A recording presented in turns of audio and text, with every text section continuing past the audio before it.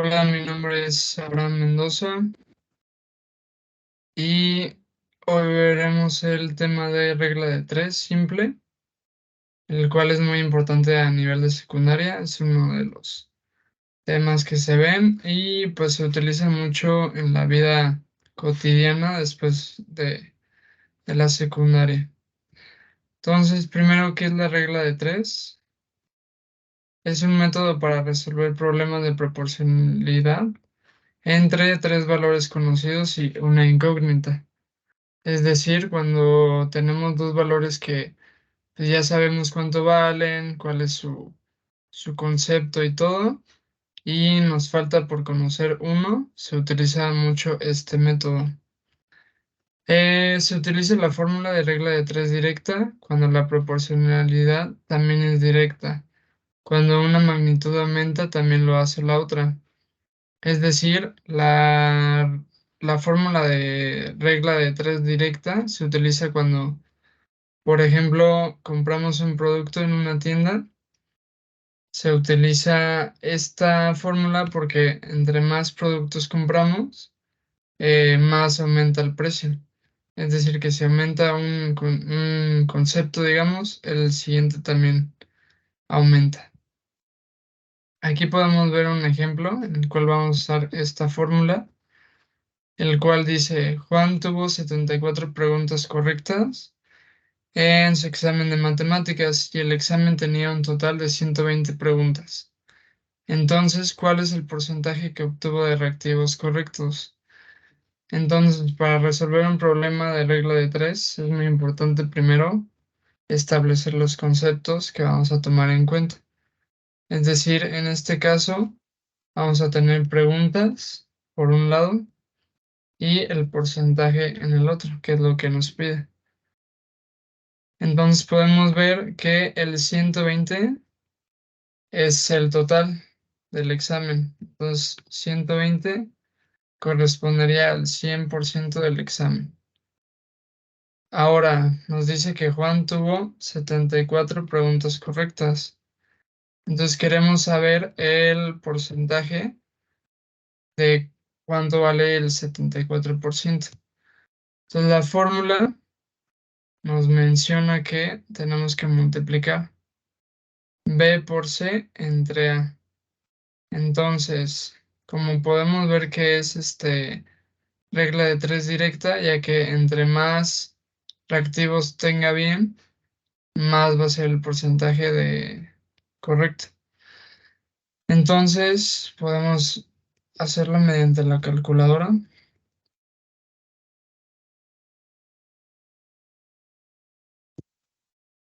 Así que ponemos 74, que sería el número de preguntas por el 100% entre 120. Es decir, este por este entre este. Eso nos da un total de 61.6. Entonces, ese sería el porcentaje equivalente a 74 reactivos correctos. Y así es como se resuelve un problema de regla de tres cuando es directamente proporcional. Ahora vamos a ver el otro caso que sería regla de tres simple inversa. Esta fórmula se utiliza cuando una de las magnitudes aumenta y la otra disminuye. Por ejemplo, cuando en una obra de construcción le piden a ciertos trabajadores que excaven un hoyo y podemos evaluar en cuántas horas se realiza el trabajo. Entonces, entre más trabajadores tengas excavando el hoyo, el tiempo de duración o el tiempo de horas va a ser menor, porque entre más trabajadores, menos trabajo, menos duración. Entonces, aquí podemos ver que en lugar de multiplicar B por C, que era en el caso pasado, se multiplica A por B y se divide entre C.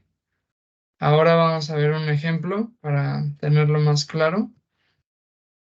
Ayer 2 camiones transportaron una mercancía desde el puerto hasta el almacén.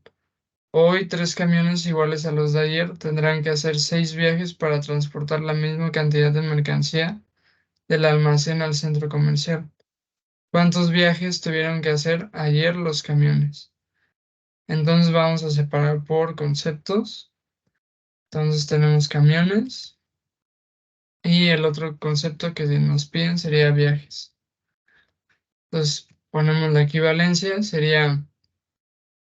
ponemos 3 camiones, que es lo que nos menciona aquí.